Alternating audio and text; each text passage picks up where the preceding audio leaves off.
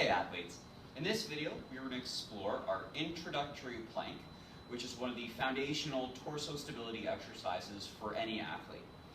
Now at this point you should have already watched the supine bracing video and feel pretty confident in kind of that introductory tension developing system. So just a very quick refresher, just lying on your back, understanding how to brace the wall and how to breathe against tension or with tension. So in our supine videos, we talked about the shape of the torso, what it means to brace, what it means to feel that tension. And what I want to remind you of here is that as a human, we live in a three-dimensional world, and we are a three-dimensional structure. And so as we transition from the supine brace to the plank, there are some key pieces that we want to bring with us from a technique perspective. When we practiced the supine brace, we talked about how we created tension between the rib cage and the pelvis. That these muscles, the abdominal muscles, when they engaged, when they contracted, they squeezed a little bit closer together. And so when they squeeze together, say as an exaggeration, almost like taking it to a crunch, the muscles on the other side of the body actually lengthened. And so this side gets a little bit shorter, this side gets a little bit longer.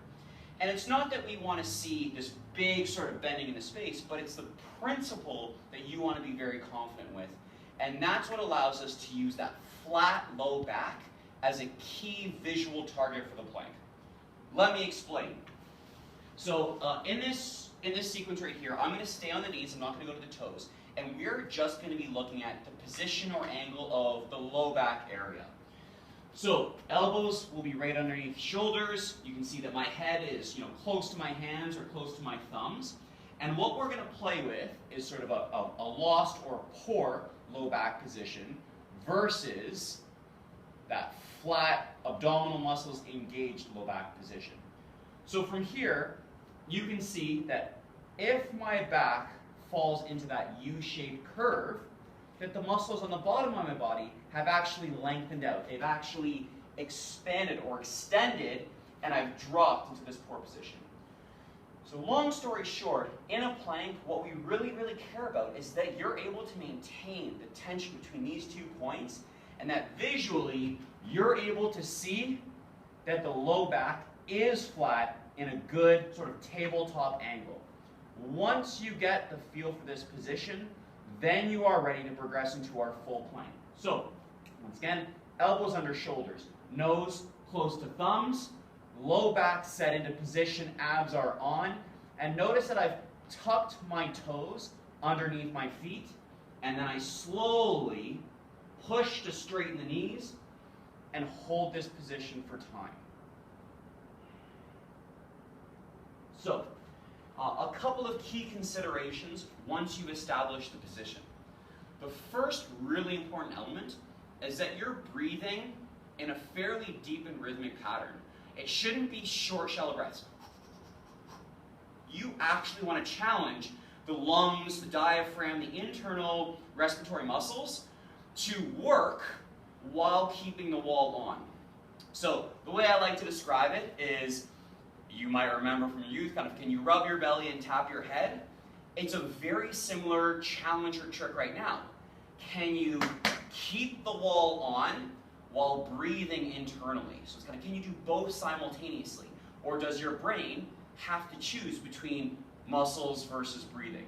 And if your brain has to choose between one of the two, it will always choose to breathe, and therefore that wall won't really get strong or won't stabilize your spine. So once again, set to position, focus on deep breathing while you're in that position. So let's over-exaggerate what that looks like or sounds like. So play, set, toes, and lift. And then once again, an over-exaggeration.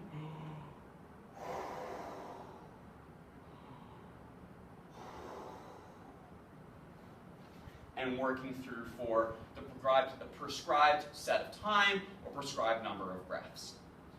Now the second and sort of final major piece that I want to talk about is the shoulder blades. So for many athletes, originally it's probably a struggle to get to that good spinal position, so we care most about what's happening from here to here. Once an athlete feels comfortable with that low back position, then we want to talk about what's happening up here. And for some athletes, due to long-term sitting positions, poor posture, etc., or maybe even previous injuries, they are predisposed to a rounded shoulder blade posture.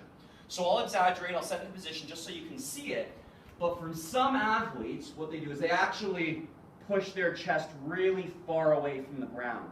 So regardless of the low back, they're really rounded up top. So the key for you as the athlete is once you set the low back, then I want you to be mindful of getting that tabletop position all the way from kind of ears to butt, all the way through, not just in the lower half.